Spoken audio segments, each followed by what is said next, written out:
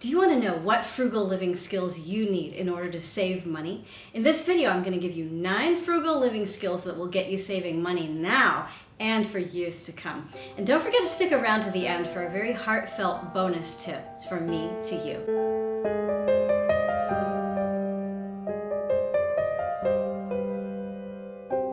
Welcome, I'm Amy, and here at Frugal Over 50, I give you tips and tools for frugal living, all personally tested by me. Now let's get right to it. I recently discovered a wonderful website called Smart Money, Simple Life. And in this website, there was a great article about 9 skills that will help you save money on your frugal journey. I loved each and every one of them, and I wanted to talk to you about them. I want to make sure I give credit where credit is due. So the article that these come from is going to be linked down below. Make sure you go and read the original. But I want to give you my take on each of these 9 points because I do really believe that each of these 9 will help you save money. The first skill is planning and organization. If you want to live a frugal life, you can't live a chaotic life. And you may be like me and you may come from a background where there was some poverty in your childhood or at some point in your life, or you may be experiencing some of that right now. And often that comes with a certain amount of chaos. Even if there's not chaos in the home or in your relationships, there's some psychological chaos just involved in knowing how you're going to go from where you are now to where you need to be because finances are so tight and your needs aren't being met. And many of us come from that sort of background, and that's how we get to frugal living because we don't want to go back there. One of the really important skills that we can learn is how to plan, how to organize. And this involves everything. We plan and organize our day. We plan and organize our career. We plan and organize our meals. We plan and organize our transportation. Anything in your life that may be causing you stress or discomfort, take some time, take some deep breaths, and work on planning and organizing that aspect of your life. Now, it may be that in planning and organizing, you discover that you don't need it and you need to get rid of it. That's okay. That's part of planning and organizing. And that can be really hard for those of us who have a background with some level of deprivation. We don't want to get rid of anything. But too much stuff, too many activities, too much going on can create chaos. And planning and organization can bring calm, and it can bring so much insight into who we are and what we need going forward. Obviously, planning and organization is one of those sets of skills that is just something we can work on throughout all of our lives. And another one is number 2, skill number 2, financial management. I love the way this article from Smart Money, Simple Life describes this. Financial management. It gives it a sort of seriousness. You know, we talk about how I'm going to spend my money, or what's my budget, or what are my investments, and we think of it in sort of a scattershot, spread out sort of a way. And I just love the seriousness of financial management. We have finances. We need to manage them. If you're looking for a wonderful way to get started on your frugal journey or to really recharge your frugal journey, get some new ideas, I'd love to have you watch my budget video, which I'm going to link up above and down below. You can get my take on a budget and really sort of refine yours if you have one, or get started if it's been a long time since you used one. But financial management means I got money, I gotta take care of it.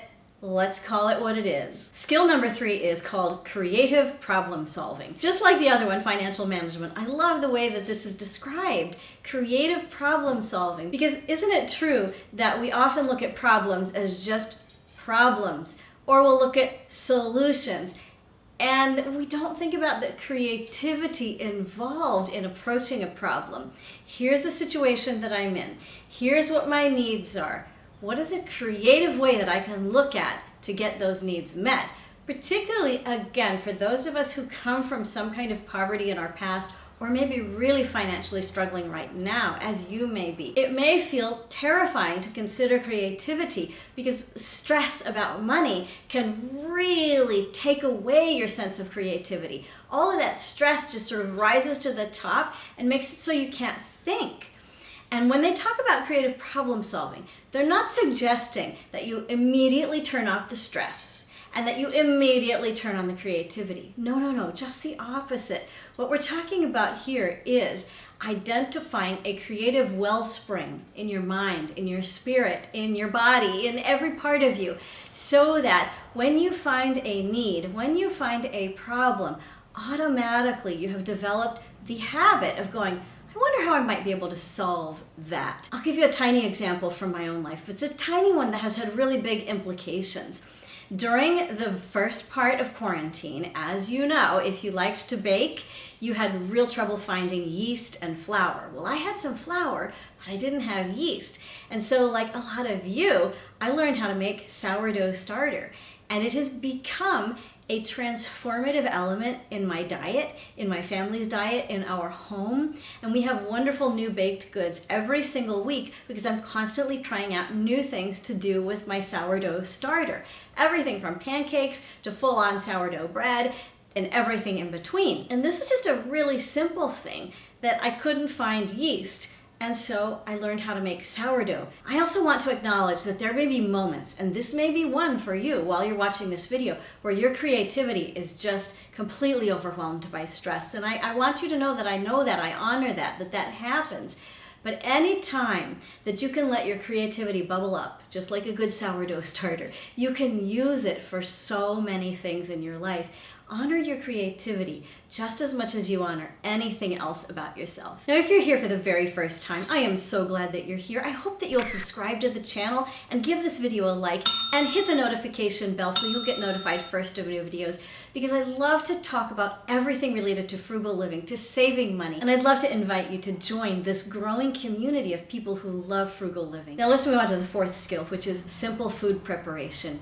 If you are like me and you enjoy cooking, you also may be like me in that you have a family to cook for, and so sometimes you like to make things that are lots of fun, and sometimes you just want dinner on the table. And this article from Smart Money, Simple Life really agrees with what many of us already believe, and it just puts it into words.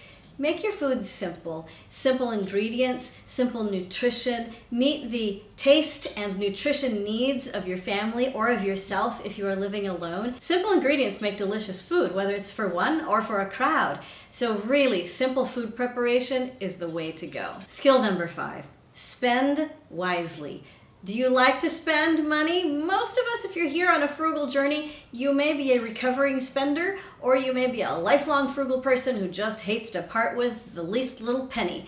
Wherever you are on that scale, spend wisely. It is possible to spend too little and to pick something that is poor quality, that does not truly meet your needs, and that you could have spent a little bit more to get a better quality thing just because you're so used to hanging on to your money. It's also possible to spend on something that is quite wonderful, but well outside of your budget, and there's no way that you can really afford it. And then there's all those little purchases that can just slip through the fingers. Spending wisely has to do with taking your own life circumstances as they are, and just being honest. Here's me, this is what I have, this is what I want, this is what I can afford.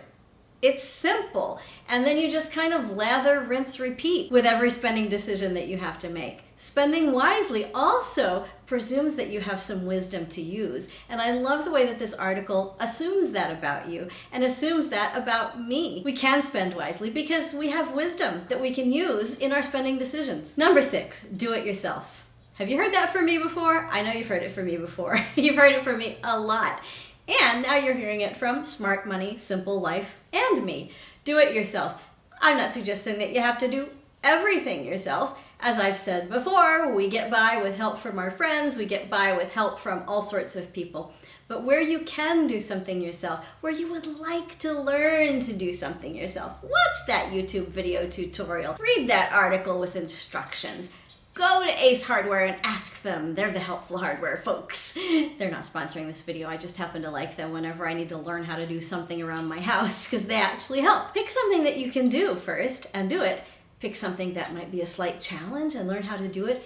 And pick something small that you know you're going to enjoy. Number 7 is going to make so many of you so happy. Take your green thumb for a spin. So many of you love to garden. I've heard from so many of you about the gardens that you have and what you love to grow. And if you love to garden, whether it be for vegetables or for fruits or for flowers, tell me down below in the comments, hey, I'm a gardener, I love to garden. Now in my house, I am not the gardener. We have another person in my family who's the gardener.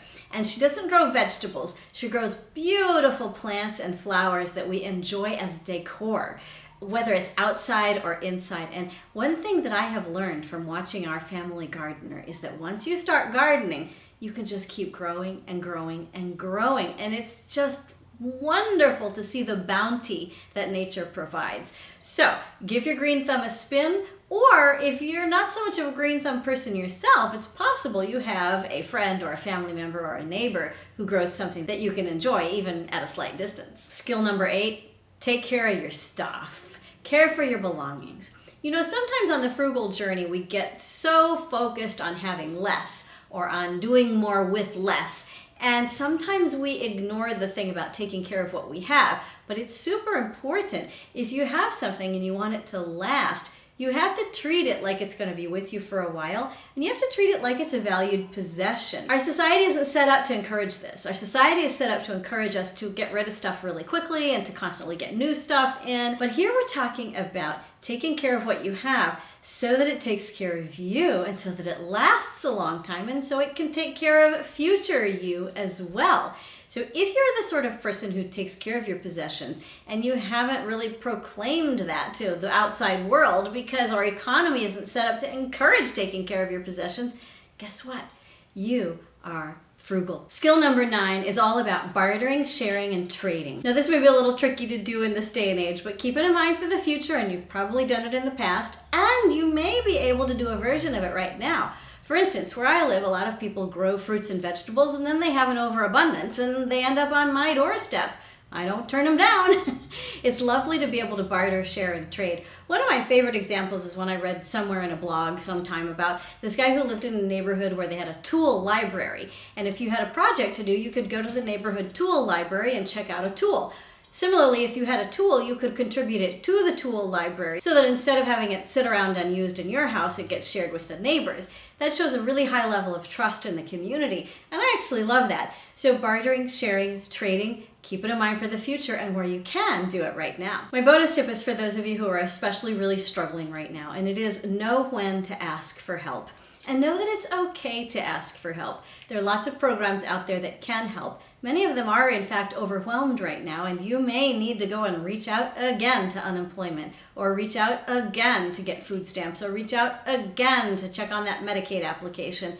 But go ahead and do it. Apply for the help that you need. I pay my taxes so I can help you, and I'd love it for you to get the food and the medical care and the income that I helped to pay to provide. Similarly, if I am ever in that situation, I hope that I have the courage that I'm encouraging you to have to reach out for help. You can do it and you deserve it. In the storms of life, frugal living can bring calm. Sometimes it can't bring calm and it just brings clarity. And either way is okay.